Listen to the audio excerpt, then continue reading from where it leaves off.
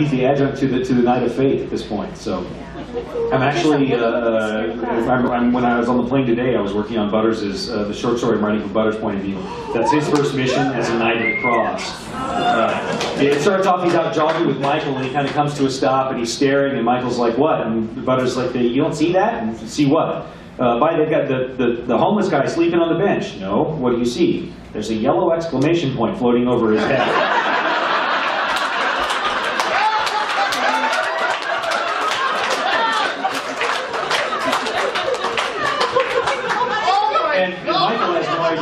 About, so Butters has to explain it to him, and then Michael's like, "Oh, okay, well, there. Now you've just heard the call. That is the call. Go forth to your quest." Back here. I really love the Knights of the Cross. Michael's by possibly my favorite character. And are you considering ever doing like a whole series for them? It might be interesting to do a series, to do like a book for the Knights of the Cross, but for like a streak of knights that were not knights for very long would probably be how I do it. Honestly, Michael is a fantastic supporting character. I don't think he'd be a very good central character. There's not enough conflict in his basic nature, I think, to really hold a story. But he is the awesome right-hand man character. He's amazing for that. But I don't know if he could hold his own real well. That story would not be one that I would have a lot of fun writing, because there's never really any doubt about what choice Michael's going to make. Here at the back, standing up. Okay, I'm sorry, I was answering a question. Oh, okay. I know how you feel. Yeah. There's a theory I've been mulling around for a few months. Amarachius needs a new wielder, and there's a certain brother whose demon's weakness is love. Now, Amarachius is the ultimate expression of a cosmic love, right? I was wondering, could not a sword kill the demon, and you're left with a mortal Thomas who can wield the sword? Ooh, yeah. Cool.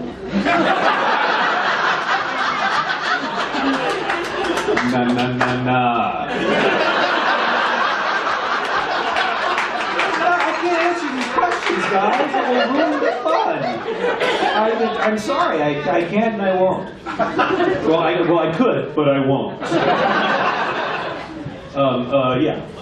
I wanted to know, in Cyclops, you wrote a lot of short stories from different characters' views. One, how fun was that? And two, do you ever, since you're writing the books from Harry's perspective and you're trying to figure out how characters act, do you ever kind of pseudo-write back the scene from the other person's perspective? Does that help?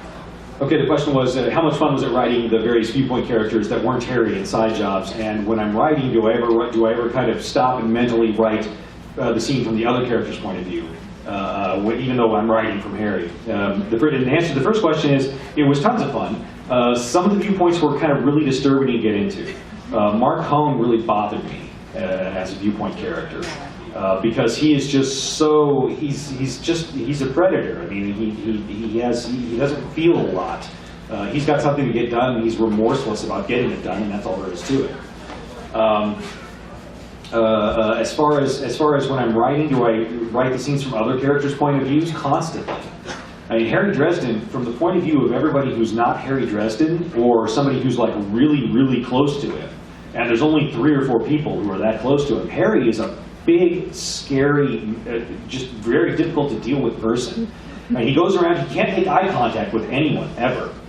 And just think about how that changes your relationship with people when that can't happen. It has a huge and serious social factor when you can't do that. To say nothing of the fact that he's 6'9", so he's this giant monstrous thing that looks scary anyway. Physically, he's based on a friend of mine named Charlie, who I would go out with, and he was a friend of mine in college. And we would go out to the local arcade and play the various shooter games where you could pick up guns and shoot until, like our trigger fingers were bleeding. But yeah, Charlie was 6'9", and from England. So all the girls were interested in him. He was tall, dark, had a British accent. Oh my gosh, they swarmed him. But let me tell you, walking down a dark alley at 2 o'clock in the morning back to our car, it was extremely comforting to have Charlie there with me.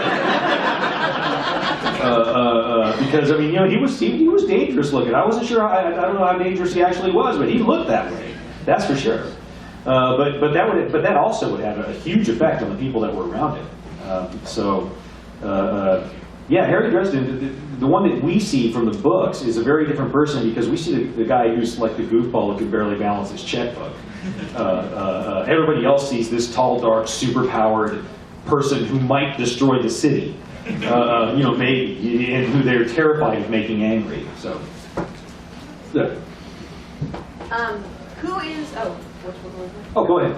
Who is the easiest character for you to write in any of your books, whichever ones you want to choose? And who is your hardest character to write? Who stumps you when you try to write them? The easiest character to write is darn near always Harry. Personality-wise, we share a lot of things in common, including the inability to stop lipping off when we ought to. Although for me, it's mostly just resulted in beatings. The hardest characters to write are usually they're either the very, very alien characters who I just don't get at all. People with no empathy, people with no emotion, like folks like Marcone or Cavendish in the new books. And then characters that are also very different from me, like Izana, who generally speaking is patient and long-suffering and self-disciplined and very gracious and all the things that I'm not.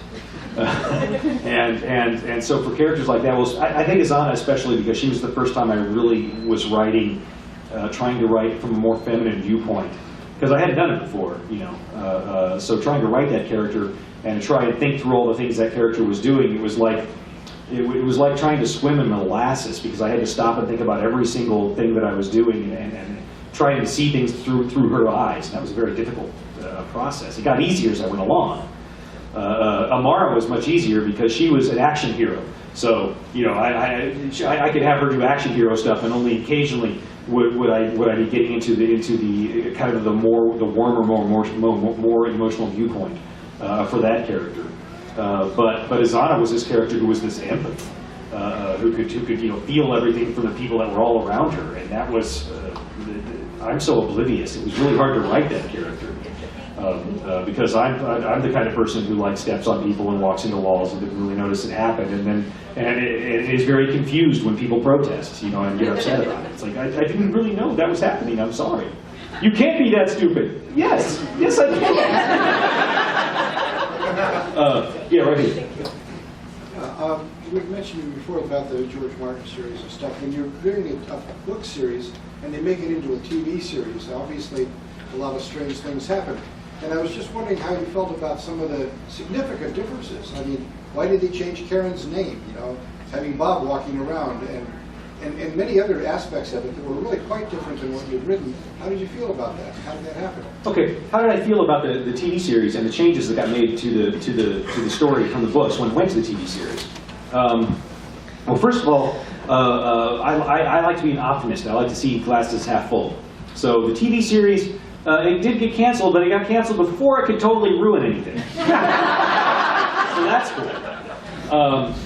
In the second place, the changes that they made, I understood many of them. I didn't understand changing Murphy's name. I saw no particular reason for that. I actually know why they did that. I thought I read one time that there was an actual Karen Murphy. Oh, that's right. There was an actual Karen Murphy who was a police officer, and so that's right. They actually found that person. And then I found the one who was like her physical match in there, because there's like a 5-0 blonde, kind of tough looking, but looks like someone's favorite aunt police officer who's a detective in Sydney, I believe. And when I went to Australia, they gave me a newspaper clipping with her picture on it. And I'm like, wow, I wouldn't mess with her. But as far as the other changes they made, I got a lot of them. For example, they changed the Beetle to a Jeep. That's because if you film a Volkswagen Beetle, you only have 2 filming angles that you can use. You can either film from straight ahead, or you can film from 90 degrees to one side. But you can't film anything else because you can't see anybody in there with the way the Beetle was built. So when you see Beetles that are used in movies, like in Herbie, they had to have a trick Beetle that came apart into pieces and cost tens and tens of thousands of dollars to make. And they didn't have the budget for that. So they said, can't we use a Korean War era Jeep because it fits the same logic? It just happens to be a different car. But in terms of kind of the sturdy construction that you can put it back together with baling wire and duct tape, it would still work for Harry. And I was like, yeah, you're right, go for it. And so they used a G. As far as Bob went, making Bob into a person, the thing was that if they'd done Bob as a skull, there were only two options. One was to make an animated skull, and that would have taken a huge chunk of the special effects budget, maybe all of it every episode. Or they could have done like a puppet, like a cat in Sabrina. And they didn't want to do that. So they said, well, we're gonna make this into a person, and they could be represented by an actor. And I was like, fine. But by the end of the show, Terrence Mann had kind of sold me on it because I met him, and Terry was a wonderful guy in person and had actually read the books. So he, I was impressed with him. He was a really great guy. So I'm like, okay, fine. Just because you're nice, Terry, I'll like your character. But that was more or less how it worked. The other many of the other changes were things that they had to do. The real disappointment was that up until 2 weeks before they started shooting, they were going to shoot the show as a serial. They were going to do the events of Stormfront and Full Moon over season 1, only with all the plots interwoven and the climax happening at the same time. So Giant Scorpions and Harry and the Shadow Man and the Loop Group all in the same place. That would have been insane and awesome. But then 2 weeks before they started shooting, they came in and said, nah, we're going to do episodes. The studio came in and said, we're not going to do a serial. Nobody likes serials. Like, yeah, nobody likes serials.